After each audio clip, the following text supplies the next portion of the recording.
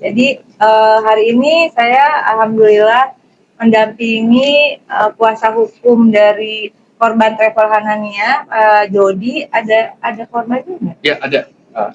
Mana korbannya? Sini aja. Ini sini.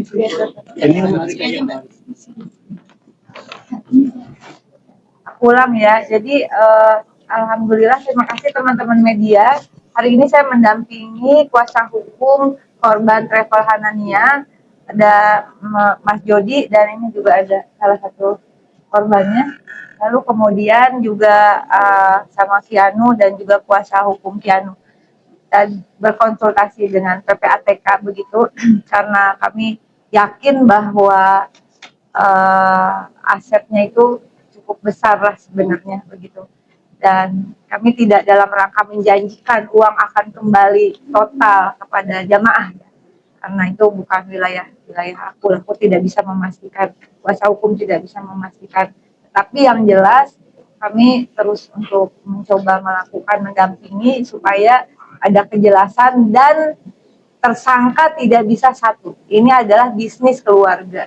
Family tree itu semuanya harusnya jadi tersangka. Dan kemudian aset itu juga indikasi dari informasi yang saya dapat tadi ya ada puluhan ribu transaksi, juga penukaran falas dalam jumlah yang besar begitu. Ini sebenarnya praktek Ponzi ya. Ya, saya mau jelasin dikit ya. Ya, sebenarnya setelah kita telaah di atas tadi, ini semuanya mirip dengan investasi bodong, skema Ponzi, yang kerugian sebelumnya tidak bisa tertutupi sehingga scam di ujung, gitulah kira-kira. Jadi mau sampaikan nggak? Ya, tentunya kami gitu ya datang pada hari ini tentunya mengharapkan PPATK atau kerja keras gitu ya supaya kemudian hal-hal yang mungkin ditutupi selama ini bisa terbuka ke publik secara transparan. Aku tambahin ya, jadi kami mengapresiasi PPATK ini sudah masuk ke tahap kedua mereka penyelidikan penelusuran aset semua, jadi mereka nggak main-main. Tapi juga bukan berarti kita bisa menyajikan uang kembali ya, karena ini kasus seperti ini ternyata uangnya itu indikasi kuatnya lebih digunakan untuk kepentingan si pelaku dan keluarganya, lebih besar porsinya untuk hal seperti itu. Nah, jadi saya merekomendasikan kepada pihak kepolisian kita dukung untuk segera lebih menyatukan langkah dan berkoordinasi dengan PPATK untuk menelusuri seluruh aliran dana travel Hanania, kemudian juga mendukung PPATK lebih jauh melakukan analisis transaksi terhadap rekening perusahaan, keluarga, dan pihak yang terafiliasi yang diduga terkait dengan dana korban. Ketiga, penyidik menerapkan pendekatan TPPU untuk mendukung pemblokiran, penyitaan, dan pemulihan aset, sehingga sanksi tuntutan yang diterapkan oleh pihak kepolisian kami berharap bukan hanya penipuan dan penggelapan saja, tetapi juga pencucian uang. Ya, tiga itu yang harus dilakukan oleh pihak kepolisian. Kemudian yang keempat, aset tracing dilakukan terhadap seluruh aset investasi perusahaan dan kepemilikan yang diduga terkait hasil kejahatan.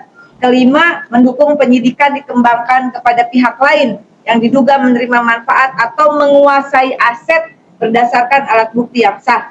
Keenam, kami mendukung Direktorat Jenderal Imigrasi memeriksa penggunaan paspor, pengurusan visa, dan kemungkinan penyalahgunaan dokumen perjalanan jamaah. Ketujuh, mendukung pemerintah melakukan pendataan korban secara terintegrasi untuk memastikan jumlah korban dan nilai kerugian yang sebenarnya. Dan yang kedelapan, penegakan hukum harus memprioritaskan pengembalian aset dan pemulihan hak-hak korban. Bagi saya secara pribadi sebagai anggota Komisi 13 DPR RI, ini bukan hanya persoalan orang mau melakukan perjalanan ke luar negeri. Ini adalah menyangkut hak dasar HAM warga negara dalam menjalankan ibadah agamanya. Negara tidak boleh kalah dari pelaku kejahatan yang memperdagangkan kepercayaan umat. Keadilan bagi korban bukan hanya soal menghukum pelaku, tetapi memastikan dana korban ditemukan, aset diselamatkan, dan hak beribadah warga negara dipulihkan. Saya secara pribadi, saya katakan saya nggak percaya kalau tersangkanya cuma satu. Memang perlu dilakukan penyelidikan lebih jauh, kita beri dukungan kepada Polda, tetapi juga jangan terburu-buru ditetapkan tersangka hanya satu. Justru karena ini bisnisnya, dari informasi yang saya peroleh, sekali lagi ini adalah bisnis keluarga. Seharusnya atau saya menyarankan seluruh keluarga itu diamankan, ya, sehingga tidak ada kesempatan untuk dalam tanda kutip melarikan aset-aset yang mereka sembunyikan. Kemungkinan kalau pola seperti ini mereka lebih menyimpan, kalau uang cash biasanya seperti itu. Terakhir saya ingin mengatakan untuk seluruh masyarakat Indonesia begitu, jangan terjebak oleh travel yang kemudian tidak terverifikasi dengan baik, meskipun ini terakreditasi oleh Kementerian Agama, ya, bukan Kementerian Haji dan Umroh yang sekarang. Kita sedang berupaya untuk memperbaiki mekanisme soal haji dan umroh bersama Kementerian Haji dan Umroh yang baru saja terbentuk begitu. Dan intinya buat pelaku dan keluarganya, saya nggak ngomong bagaimana, saya kasar ya, baru pulang haji soalnya. Ya, ini orang, kalau tadi kita diskusi dengan PPATK, gila sekali gitu. Lo nipu dengan berkedok agama, menipu bukan hanya menipu uang biasa, tapi mengatasnamakan ibadah umroh. Gitu. Jadi pihak kepolisian dengan segala kerendahan hati kami beri dukungan agar penyelidikan dan penetapan tersangka tidak terburu-buru, tidak hanya satu lalu kemudian dikatakan akan 4 tahun sanksi penjara, enggak.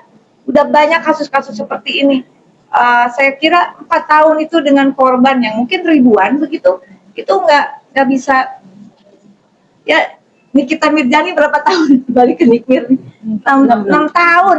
Ini korban ribuan begitu, dengan total tadi kalau disampaikan transaksi, jujur aja, dari pertama sampai terakhir itu lebih dari 1 triliun. Mbak, ini jelas bukan hanya tadi penipuan, penggelapan, tapi juga tindak pidana pencucian uang, sanksi berlapis, dan sekali lagi tersangkanya rasanya sih kalau ngomong boleh ngomong tidak boleh satu, ya saya harus katakan tidak mungkin tersangkanya hanya satu. Begitu family tree ini tidak diamankan, maka terindikasi justru mereka diberi ruang untuk semakin melenyapkan bukti-bukti aset yang seharusnya itu bisa disita oleh negara dan dikembalikan setidaknya untuk keadilan para korban. Demikian ya, terima kasih sudah ketemu. Saya harus meeting langsung. Ini cukup ya. Pakai gini aja deh. Yang Izin flip out. ada ya? Ya udah. Kita ketemu lagi ya? Iya, ketemu lagi dong. Ini pas cumi-cumi nih. Betul sekali. Izin. Maaf.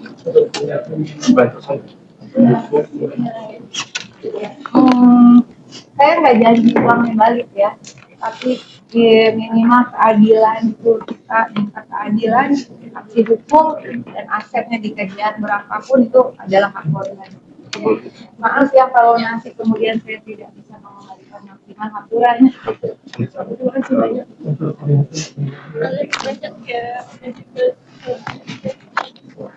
Ya, tinggal siap.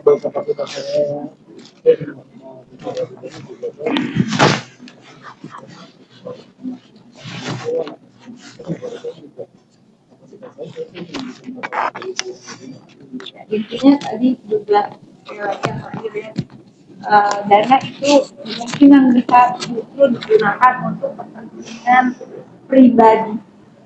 Jadi mungkin para investor ini cuma sedok aja. Kalau di total jumlahnya, PPATK udah tahu jumlahnya mana yang untuk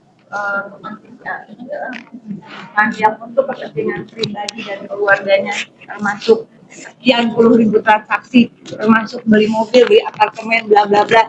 Nah makanya kalau nggak ditangkep tuh semua keluarganya, Asep itu ini udah 12 hari, 12 hari nama sertifikat tanah aja bisa berubah. Makasih ya. Kemarin bu kasusnya Erin akhirnya sudah segulir dan aku ya nanti ya Pak, kasihan jamnya dulu ya.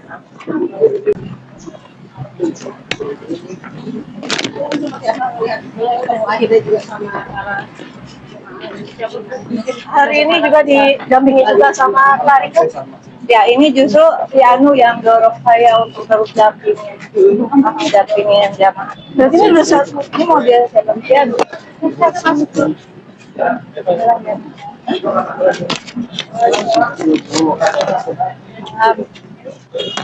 Mari semuanya. Mungkin ada terakhir pesannya Kak. Pesannya seperti apa akhirnya terakhir sama para Biar saya